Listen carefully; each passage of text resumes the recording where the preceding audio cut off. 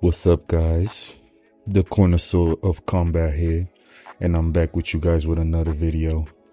I know it's been a long time since I've posted a vid. I should be way more consistent than this, if I'm being honest.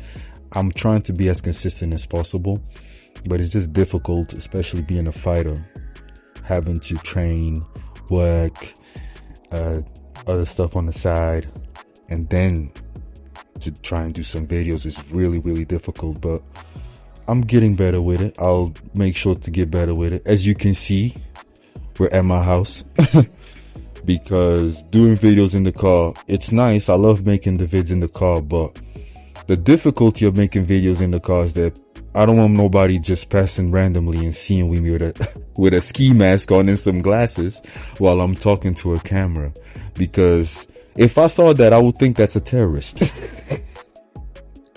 I'm not even gonna lie to you. If I saw somebody doing this, what I'm doing right now in the car, I would think it's a terrorist talking to his incel. So,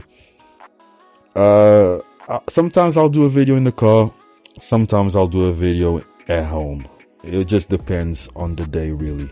But today we're talking about the Gervonta Davis against Frank Martin fight. I wanted to get my thoughts into that fight because, bro, Gervonta, I was talking this with my boxing coach. I was literally telling him, he was telling me, we feel that Gervonta is one of the greatest fighters of all time. Boxers of all time. Especially when you think about his skill set, his combination of power and skill is insane. Not that many fighters have that combination. I was telling him that not many fighters have those two. Usually a fighter has skill, or he has power, or he has footwork and he has skill. But power and skill is very hard to find, and when you find them, they're usually the greatest fighters ever. As you can see, Terence Crawford, as you can see, Canelo, as you can see, Gervonta Davis. These are guys that have power and they have the skill. So what he did to Frank Martin was amazing.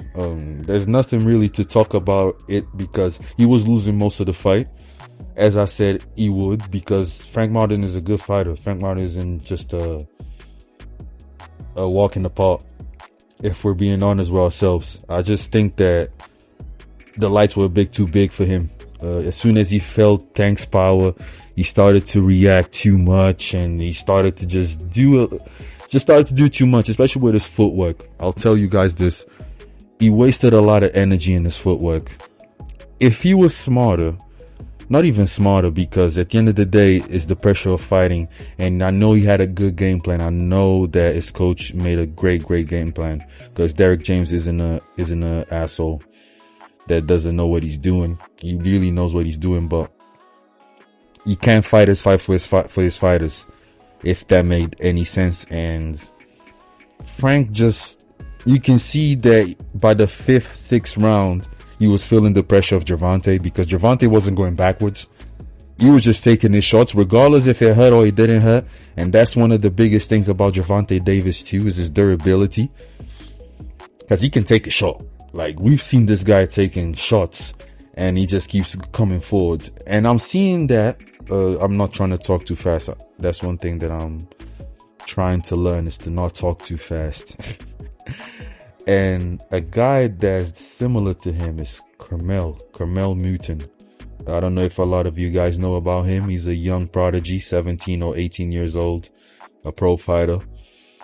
He reminds me of Gervonta too. He reminds me of Gervonta, I can't lie. So, but Gervonta, man, what else can we say about him? There's not much else that we can talk, because now it's about just him fighting the best guys. We already know how great he is. He's pound for pounder, even though he doesn't have the names to put himself in the pound for pound. I just feel like he's a pound for pounder just based on skill and body of work. Like, 27 knockouts and 30 fights, it's not easy to make at the highest level, so we have to put some respect into that number. But Frank Martin, man, he did his best. Tank was just a bit too much for him, and he did what he does to everybody, and I feel like he'll do that to everybody.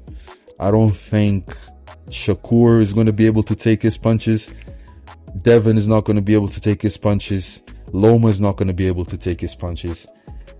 And who else is in there? I feel like a Teofimo. I'm not going to lie to you guys. I feel like Teofimo will be the best guy. Oh shit, I'm getting too comfortable.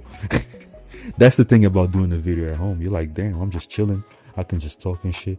But as I was saying, I feel like Teofimo will be the guy to beat him. Just too big for him. A big guy is going to give him trouble. I don't see a smaller guy being able to do anything to him. But we'll see, man. But yeah, guys, let me know what you guys think.